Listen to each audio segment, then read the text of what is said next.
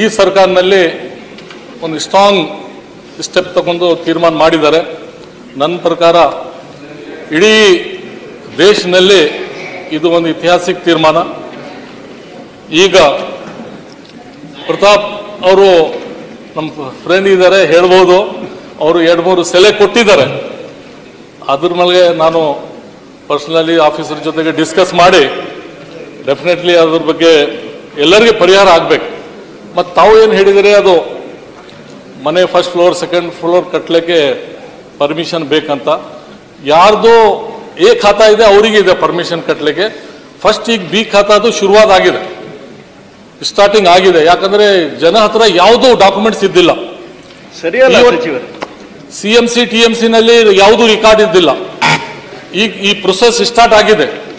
ಅದ್ರ ಸಲಗೆ ಡೆಫಿನೆಟ್ಲಿ ಮುಂದೆ ತಾವು ಏನು ಹೇಳಿದಿರಿ ಅದ್ರ ಬಗ್ಗೆ ನಾವು ಏನೋ ತೀರ್ಮಾನ ಸರ್